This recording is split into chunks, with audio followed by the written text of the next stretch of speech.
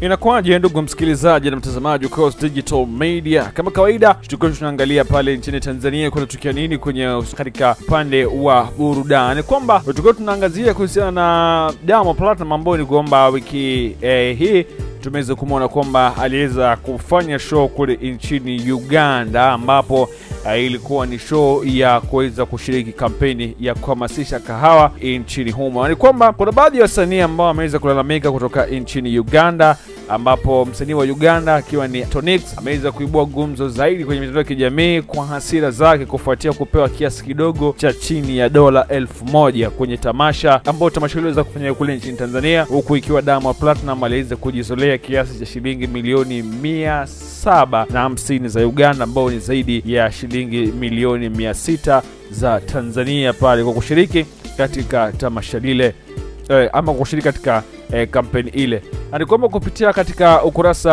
wa msanii huyo Tonix kwenye ukurasa wake wa Twitter ama X aliweza kuzungumza pale, akasema kwamba na wanakuja kunipa chini ya dola 1000, nikikataa wanasema najifanya, na baadaye akasema kwamba wawacheni ujinga. Kauli hiyo basi imeweza kuzua mjadala mkali zaidi kwenye mitandao ya kijamii, ambapo kunao wanaoona kwamba Diamond Platnumz ni msanii ambaye anavutia wengi zaidi na macho ya kila taifa, lakini wengine wanasema kwamba ni kudhalilisha vipaji vya ndani, huku pesa anazolipwa zingeweza kusaidia wasanii wa nchi hiyo. Wengine waliweza kukumbusha kuwa wakazi wa Uganda wanaohitaji ya pesa ile ambayo waliweza kulipwa Diamond Platnumz, lakini serikali ikaweza kulipa kiasi kikubwa kwa mgeni ambaye hana uhusiano wa moja kwa moja na kahawa ambayo ipo nchini humo Uganda.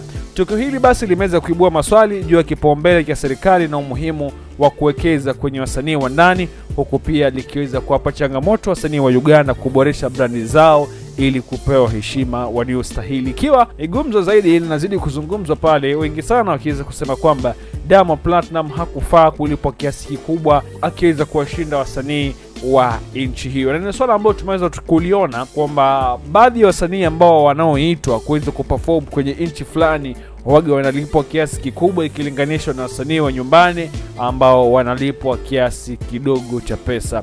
Hiyo ndio story ambayo tumeweza kuandalia hapa ndani ya Coast Digital Media. Cha msingi tu, kama na mara ya kwanza, hakikisha kwamba una subscribe ili kwamba endapo utakuwa na story nyingi zaidi utakuwa mtu wa kwanza kuweza kuzipakua. Mimi naitwa Marando Kazungu.